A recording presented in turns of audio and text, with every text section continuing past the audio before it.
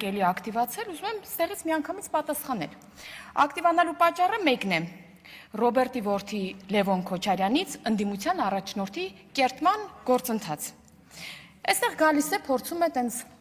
ուժեղ տղամարդու կերպար իր համար կերտել, բայց ես այդ ուժեղ իսկական տղամարդու կերպարի իր պատկերացման հետ շատ անհամաձայն եմ, որովհետև ուժեղ եւ իսկական տղամարդը չի կարող ինչ-որ բան խոսալ, հետո թաքնվել կանանց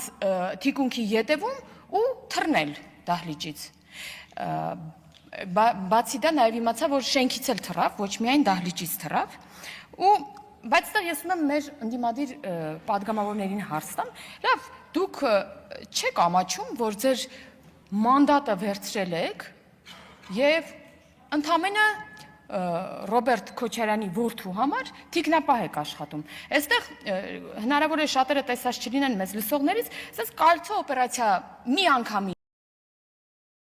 կազմակերպեցին, երբ որ Լևոն Քոչյանը դուրս եկավ, հա, զգացին որևէ վտանգ, ուրեմն այդ ոսկե հորթի կամ ոսկե ցլիկի համար, կալցո օպերացիա հաստատ կազմակերպված էր, դասերի էին գնացել, որ հանկարծ նրա մազը չծրվի ու ջանդամ, թե իրանց ինչ որ մի բան չի լինի։ Իսկ կանայք բացի թիկնապահները մեկ այլ գործառույթ եւս ունեն, պարզվում է։ Նրանք ուրեմն Լևոն Քոչարյանի օպերատորներն են, որոնք այդ ընթացքում նկարում են, թե ինչպես է խիզախաբար այդ բանը ոսկե ցլիկը հայհոյանք տալիս մեջքի ետևից իր գործընկերների ու փախնում, բայց այս տեսանյութը, որ նկարում են, իրենք նաև հրապարակում են, հասկանում եք, որտեղ համարում են, որ դա իսկական տղամարդկության նշան է։ Բայց ես չգիտեմ իրանք ինչպիսի պատկերացում ունեն իսկական տղամարդու համար, բայց օրինակ նորմալ մարդկանց համար իսկական տղամարդը, լավ տղամարդը, դա այն տղամարդը, ով պատասխան է տալիս իր ասածների եւ արածների համար, նախ եւ առաջ, եւ ոչ թե ասում ու ճողոպրում է, որ բան չլինի։ Իսկ հայոյանքը դա առհասարակ մանկության տարիքում չստացած դաստիարակության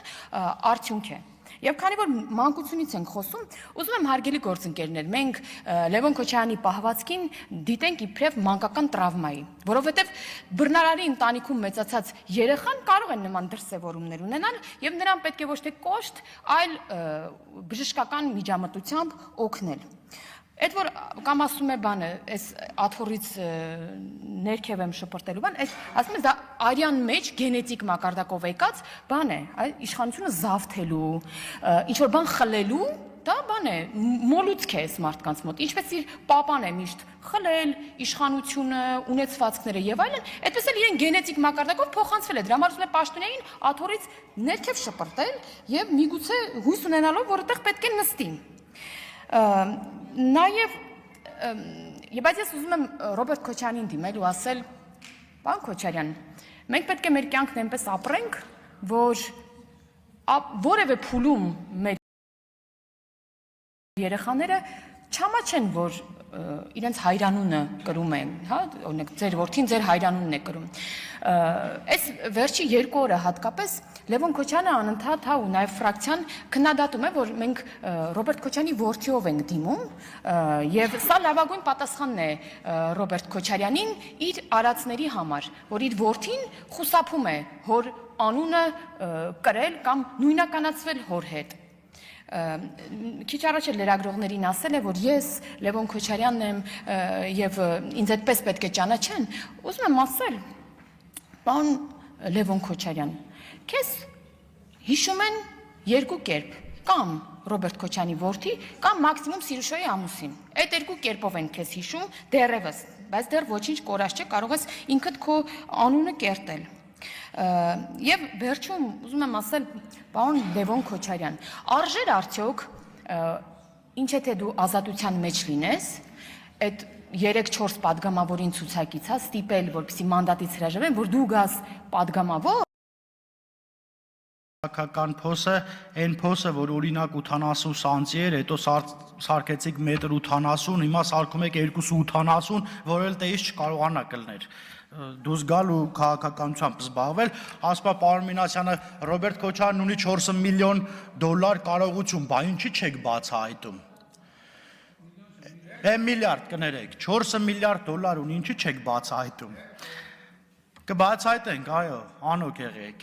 Բա եթե չենք բացայտում, այդ վայթե քաղաքացիական պայմանագիր խմբակցության անդամներն էին, գլուխները կախ, բերում իրենց գողոնը, հանձնում պետությանը ու մի բան էլ պակաս։ Բերելու եք, վերցնելու ենք հատիկ առ հատիկ։ Ոչ մի գողացող չի պլստալու։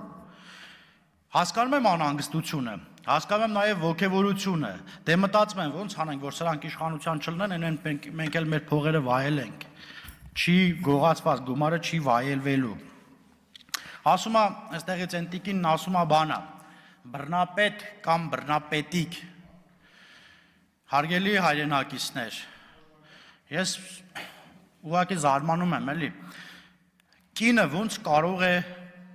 ասել բռնապետիկ, կներեք, տղամարդին բռնապետիկ, Հայաստանի Հանրապետության վարչապետին բռնապետիկ, երբ ինքը մի խմբակցության մեջ է, որի ղեկավարին բազմաթիվ դրվագներում մեղադրվում է բռնապետության մեջ։ Եթե իրանք բռնապետ չէին, եթե Սերժը լավն էր, եթե Քոչարյանը լավն էր, եթե իրանք լավն են, մենք ստե ինչ գործ ունենք, Ժորժ ջան, խիան մեզ ժողովուրդ ուղարկե ստեղ, որ իրանք շատ լավն են, որ իրանք գողություն չին արել, ասում ռեշտակի թևերը աճը թռնում են արդեն։ Ասում եք արմատախիլ ենք արել կոռուպցիան, չէ, արմատախիլ չենք արել, արմատախիլ ենք անում, հիմա ենք անում, ամեն օր գրվում է, այստեղից այս գույքը հետ բերվեց, այնտեղից այն գույքը։ Ժողովուրդ կարող քաղաքացիական պայմանագիր խմբակցության պատգամավորներից են այդ գույքերն հետ բերում։ Երևի չէ, էլի, դե չգիտեմ, մենք չենք էլ կարող այդքան գույք ունենանք, որ բերեն։ Ասում է բանա, գալիս են ստեղ, թոշակները բարձրացնենք, աշխատավարձերը, հա, ընդդիմություն է, ինչ ուզե կարա խոսա, բայց ձեր ժամանակ ինչը չէիք բարձրացնում, ասում է բանը, 3000 դրամ տալիս էինք դպրոցի դասատուին, թողներ են բոլոր ուսուցիչները, 3000 տալում էինք բուժաշխատողին, մեր բուրում էլ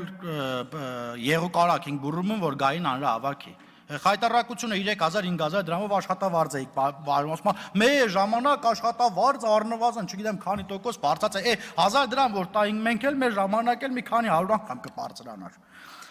Ասում է բանը, ինչի համար չեք բացահայտում մարտի 1-ը, ասում եք վարչապետն հայտարարեց, որ բացահայտված է։